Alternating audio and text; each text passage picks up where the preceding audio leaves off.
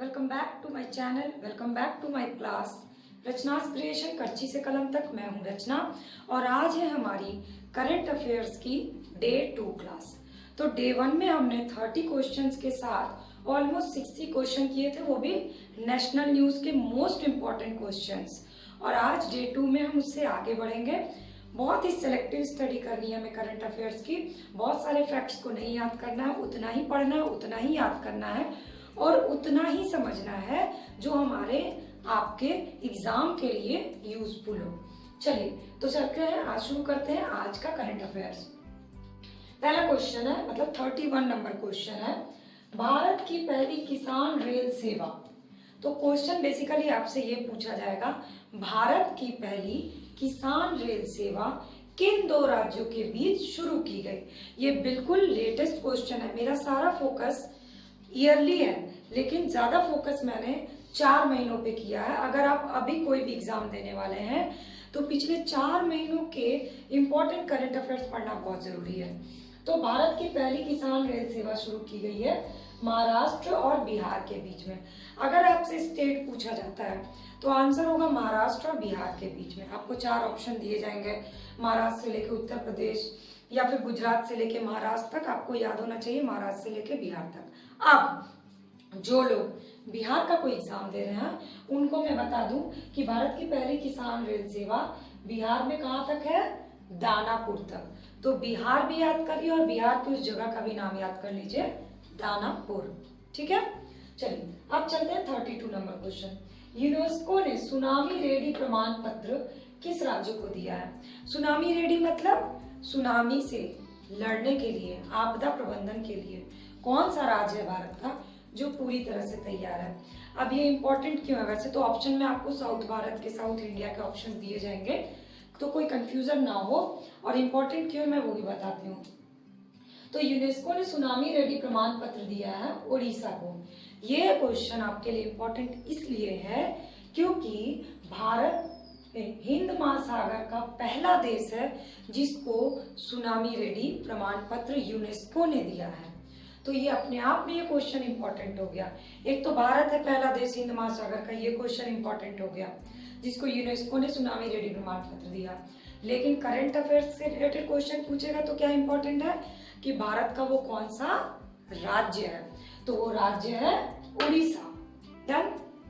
चलिए 33 number question, letter of recommendation module की शुरुआत किस योजना के तहत की गई है। तो लेटर ऑफ रिकमेंडेशन मॉड्यूल्स की शुरुआत प्रधानमंत्री स्वनिधि योजना के तहत की गई है। चूंकि प्रधानमंत्री स्वनिधि योजना बहुत इंपॉर्टेंट है और ये नया मॉड्यूल अभी शुरू किया गया है, तो गवर्नमेंट के अगर जॉब की तैयारी कर रहे हैं आप, तो हमेशा गवर्नमेंट की मिनिस्ट्रीज के नए प्लान्स, नई योजनाएं, नए मॉड्यूल्स, वो भी इम्पोर्टेंट कवर करना बहुत जरूरी है।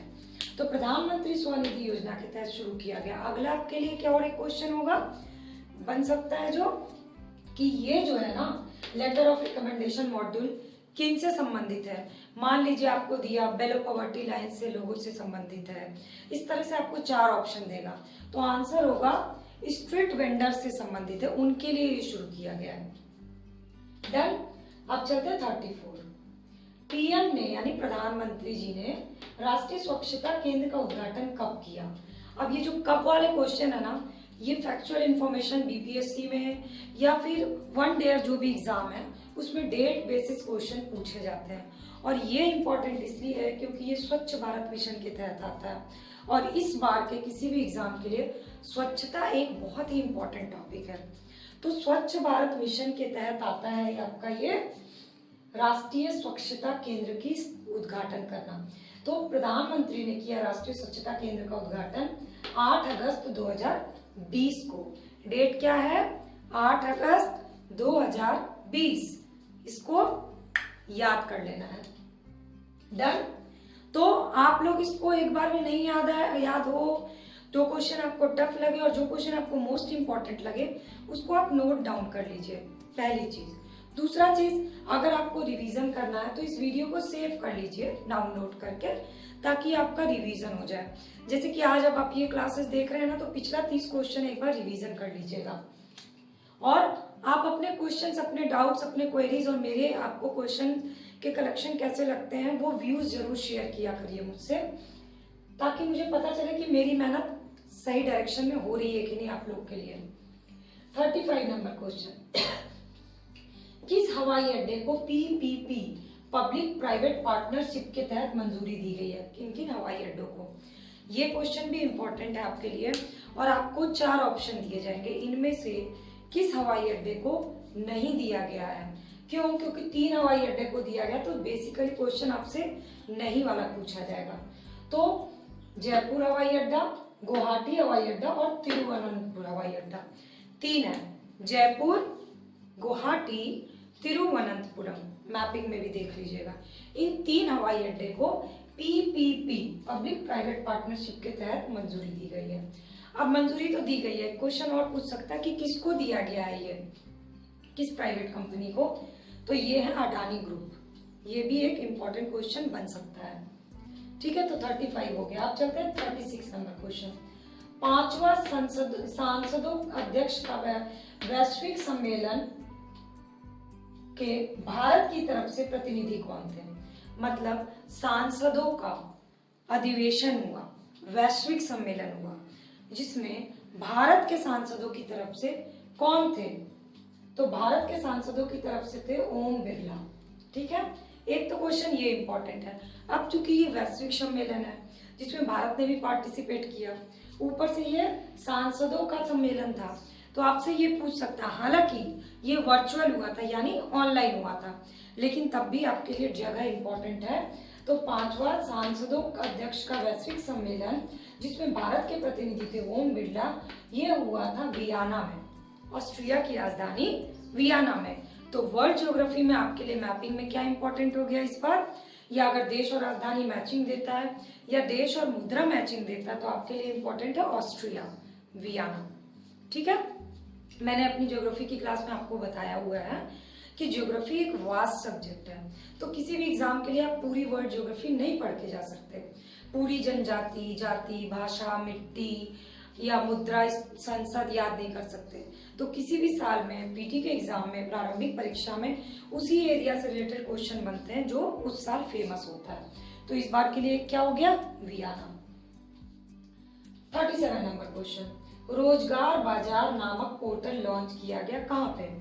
तो रोजगार बाजार क्या है? एक पोर्टल है सबसे पहले। दूसरा, लॉन्च किया गया ये दिल्ली में। ठीक है, बेरोजगारों के लिए रोजगार देने के लिए रोजगार बाजार पोर्टल लॉन्च किया गया। किस राज्य ने एक मास्क अनेक जिंदगी, इस बार का इंपॉर्टेंट टॉपिक है कोविड-19 या कोरोना। तो उससे रिलेटेड बेसिक इन्फॉर्मेशन तो आप लोग के पास, सबके पास है, बट थोड़े से और इन्फॉर्मेशन होना बहुत जरूरी है। और अगर जो लोग एमपीपीसीएस की तैयारी कर रहे हैं उनके लिए भी, और वैसे भी कोविड से रिलेटेड जानकारी जरूरी है। तो किस राज्य ने एक मास्क के अनेक जिंदगी की योजना शुरू की? मध्य प्रदेश ने।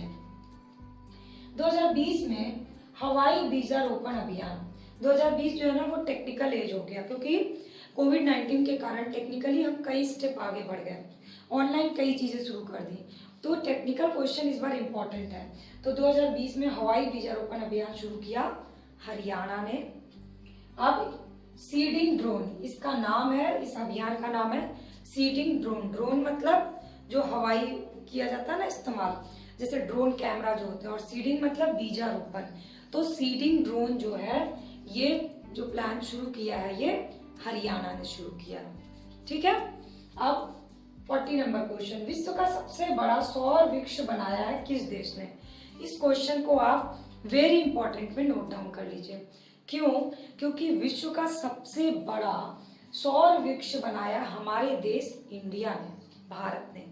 अब ये सौर वृक्ष क्या होता है ये भी पूछा जा सकता है। जो सौर वृक्ष होता है ना, ये CO2 यानी कार्बन डाइऑक्साइड के उत्सर्जन को बचाता है, 10 से 12 टन उत्सर्जन को कम करता है। तो ये कितना इंपॉर्टेंट हो सकता है आपके इन्वायरमेंट के क्वेश्चन के लिए, करंट अफेयर्स के क्वेश्चन के लिए।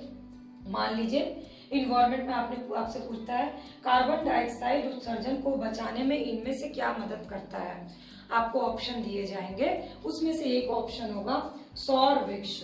तो जिन लोगों ने नहीं पढ़ा होगा उनको लगेगा सौर वृक्ष जैसी तो कोई चीज होती ही नहीं है, जबकि भारत ने सबसे बड़ा सौर वृक्ष बना लिया है। तो हुआ ना ये इंपॉर्टेंट क्वेश्चन। इस तरह से आपको ये पता होना चाहिए कि कौन से इंपॉर्टेंट क्वेश्चन है वो आपके देश के लिए, आपके विश्व के लिए कितना इंपॉर्टेंट है, उसी आधार पे इंपॉर्टेंट क्वेश्चन सेलेक्ट किया जाता है। अनयूजुअल से फैक्ट, यूनिक फैक्ट का कलेक्शन करके रखने से कोई बेनिफिट नहीं है, सिवाय ये कि आपके माइंड में एक खिचड़ी बन जाएगी। तो खिचड़ी से बचिए, बहुत ही अच्छे से प्रॉपर वे में छान करके, प्रॉपर अच्छे क्वेश्चन को छान करके पढ़िए, तो ही एग्जामिनेशन हॉल में आप अच्छा परफॉर्म कर पाइएगा। तो अब 40 क्वेश्चन, यानी इस क्वेश्चन के थ्रू हमने 10 क्वेश्चन एक्स्ट्रा कर लिए। ठीक है, अब चलिए आगे बढ़ते हैं। और अभी तक आपने इसको देखा है तो प्लीज मेरे अप्रिशिएशन के लिए एक लाइक बटन दबाइएगा। अगर आपका कोई फ्रेंड इसकी तैयारी कर रहा है कॉम्पिटिटिव एग्जाम की, तो उससे शेयर कर लीजिएगा और चैनल के सब्सक्राइब बटन को क्लिक करके बेल आइकन प्रेस कर लीजिएगा। इसका फायदा ये है कि आपको फ्री ऑफ कॉस्ट सारी वीडियो नोटिफिकेशन मिल जाएगी, आपका कोई खर्च नहीं होने वाला है। 15 मिनट में आप पूरा करंट अफेयर्स रोज रिवीजन कर सकते हैं। चलिए तो अब शुरू करते हैं इससे आगे का 41 नंबर क्वेश्चन, काउकाज 2020 यानी 2020 क्या है। सबसे पहले मैं ये बता दूं कि ये क्वेश्चन आपके लिए इस साल बहुत इंपॉर्टेंट है, इसका रीजन भी बताऊंगी। तो काउकाज 2020 जो बेसिकली है एक सैन्य अभ्यास। ऑप्शन जो भी आए आपका फोकस सिर्फ आंसर पे होना है, तो आंसर याद कर लीजिए, ये एक तरह का सैन्य अभ्यास है। दूसरा क्वेश्चन इससे रिलेटेड, ये सैन्य अभ्यास कहाँ होना था। ये सैन्य अभ्यास होना था रूस में। अब ये इम्पोर्टेंट क्यों है, क्योंकि ये एक ऐसा सैन्य अभ्यास है जिससे भारत ने भाग लेने से मना कर दिया। क्यों मना कर दिया, क्योंकि भारत और चीन का लद्दाख के पास जो संघर्ष चल रहा था उसके लिए भारत ने इस सैन्य अभ्यास में भाग लेने से मना कर दिया। तो अपने आप में ये जो काउकाज 2020 है ये आपके लिए इम्पोर्टेंट हो गया। में भी क्वेश्चन पलट के पूछे कि इनमें से कौन से सैन्य अभ्यास हैं जिससे भारत में भाग लेने से मना कर दिया, तो आंसर क्या होगा, काउकाज 2020। 42 नंबर क्वेश्चन, सुशासन दिवस कब मनाया जाता है। सुशासन दिवस 25 दिसंबर को मनाया जाता है, पहला क्वेश्चन। दूसरा, सुशासन दिवस किसके मेमोरी में, किसके जन्म दिवस के दिन मनाया जाता है, अटल बिहारी वाजपेयी के जन्म दिवस के दिन। अब ये क्वेश्चन क्यों इंपॉर्टेंट हो गया इस साल, इसलिए क्योंकि चंबल एक्सप्रेस वे जो कि मध्य प्रदेश में है, इसका नाम परिवर्तित करके अटल बिहारी वाजपेयी के नाम पे रखा गया है। तो इस बार अटल बिहारी वाजपेयी से रिलेटेड क्वेश्चन इंपॉर्टेंट हो सकता है। और इंपॉर्टेंट में क्या आया, सुशासन दिवस। द कोरोना फाइटर्स क्या है। मैंने पहले भी बताया कि कोविड या कोरोना से रिलेटेड क्वेश्चन जो कि गवर्नमेंट ने किए हैं काम या लॉन्चेस, वो आपके लिए इम्पोर्टेंट है। तो द कोरोना फाइटर्स है एक इंटरैक्टिव गेम। ऑप्शन में हो सकता है आपके दिमाग में इंटरैक्टिव गेम जो है ना दिमाग में ही ना हो सकता है फाइटर्स के रूप में अलग अलग बहुत इंटरेस्टिंग ऑप्शन दिए जाएं। तो आपको पता होना चाहिए कि ये एक तरह का गेम है जो कि स्वास्थ्य मंत्रालय ने लॉन्च किया है। कोविड से लोगों में जागरूकता फैलाने के लिए ये गेम लॉन्च किया गया है। तो क्या है कोरोना फाइटर्स, एक इंटरैक्टिव गेम है। ट्राई फूड परियोजना किन दो राज्यों ने शुरू किया है। ट्राई फूड परियोजना ट्राइफेड के तहत शुरू किया गया है महाराष्ट्र और छत्तीसगढ़ में। एक तो क्वेश्चन ये हुआ। दूसरा, ये क्यों शुरू किया गया है, जो जनजातियां है ना यहाँ की, वो जो वनों से गौण उत्पाद करती है, बहुत छोटी छोटी चीजें इकट्ठा करके उत्पादन करती हैं, उनको सही मार्केट मिले, उनको सही आय मिले, इसके लिए उनकी उपज का सही आय उनको मिले, इसके लिए शुरू किया गया है ट्राई फूड परियोजना महाराष्ट्र और छत्तीसगढ़ में। पेट्रोल में 20% बायो इथेनॉल का सम्मिश्रण का लक्ष्य कब तक प्राप्त कर लिया जाएगा, भारत ने कब तक इसका लक्ष्य रखा है। तो सबसे पहले तो पेट्रोल में कितना % बायो इथेनॉल का सम्मिश्रण का लक्ष्य रखा गया है, 20% का। दूसरा, बायो इथेनॉल क्या है, तो गन्ना और बाकी चीजों से जो बनाया जाता है वो है बायो इथेनॉल। तीसरा क्वेश्चन, लक्ष्य कब तक प्राप्त करना है, 2030 तक, 2030 तक याद कर लीजिए। चौथा क्वेश्चन, इससे बायो इथेनॉल अगर पेट्रोल में 20% मिला दिया जाएगा तो इसका फायदा क्या है, तो CO2 उत्सर्जन कम हो जाएगा, कार्बन डाइऑक्साइड का उत्सर्जन कम हो जाएगा। दूसरा, भारत की कच्चे तेल पर निर्भरता कम हो जाएगी। तो ये क्वेश्चन को क्या करना है हमें, वेरी वेरी इंपॉर्टेंट में कर लीजिए नोट डाउन। स्वच्छ सर्वेक्षण 2020 कितने शहर को 5 स्टार दिया। स्वच्छ सर्वेक्षण हर साल होता है और स्वच्छता इस बार का इंपॉर्टेंट टॉपिक है। तो स्वच्छ सर्वेक्षण जब हुआ तो उसमें से 5 सिटीज को 5 स्टार दिए गए, ये याद रखिए। 5 स्टार दिए गए 6 शहरों को। तो 5 स्टार कितने शहरों को दिया गया, 6 शहरों को दिया गया। इंदौर नंबर 1 पे है। सार्थक क्या है, सार्थक एक अपतटीय गश्ती पोत है। बेसिकली सार्थक एक पोत है जिसको अभी लेटेस्ट बनाया है गोवा शिपयार्ड लिमिटेड ने। तो सार्थक टर्म को याद रखना है आपको। फिट इंडिया यूथ क्लब का शुभारंभ कब किया गया, ये इंपॉर्टेंट किस लिए है, क्योंकि इसका शुभारंभ 15 अगस्त 2020 को किया गया है, इसलिए आपके लिए इंपॉर्टेंट है। दूसरा, हेल्थ जो है इस साल के लिए इंपॉर्टेंट टॉपिक है और ये हेल्थ से रिलेटेड क्लब है, फिट इंडिया यूथ क्लब। ठीक है, तो अब लास्ट के कुछ क्वेश्चन और है। किसकी अध्यक्षता में लड़कियों के विवाह की आयु 18 वर्ष से परिवर्तित करने के लिए एक समिति बनाई गई है। हो सकता है आपको ऑप्शन में स्मृति ईरानी दे और निर्मला सीतारमन दे और आप कंफ्यूज हो जाइए। तो ये जो लड़कियों की विवाह की आयु 18 वर्ष में परिवर्तन किया जाए, एक समिति बनाई गई है। इसके अध्यक्ष हैं जया जेटली, जया जेटली। ठीक, 50 नंबर क्वेश्चन, केंद्रीय विश्वविद्यालय प्रदर्शन आकलन में नंबर 1 पे कौन सा विश्वविद्यालय है। तो केंद्रीय विश्वविद्यालय प्रदर्शन आकलन में नंबर 1 विश्वविद्यालय है जामिया मिलिया इस्लामिया विश्वविद्यालय। तो आज की सीरीज के थ्रू नेशनल न्यूज इस बार के एग्जाम के लिए 50 क्वेश्चन के साथ नहीं, हमने 100 क्वेश्चन कवर कर लिए। अब अगला जो क्लास होगा वो होगा इंटरनेशनल न्यूज का। तो इन 100 क्वेश्चंस को अच्छे से रख लीजिए, समझ लीजिए, कंठस्थ कर लीजिए, रिवीजन कर लीजिए, ऑप्शन पे ध्यान मत दीजिए, सिर्फ और सिर्फ आंसर पे फोकस करिए और एग्जाम की तैयारी कंटिन्यूटी के साथ करिए। ये तो आपको जो करना वो मैंने बता दिया, पर मेरे लिए आपको क्या करना है, इस वीडियो को लाइक करना है, कमेंट करना है, सब्सक्राइब बटन क्लिक करके बेल आइकन प्रेस करना है। चलिए, thanks for watching my channel.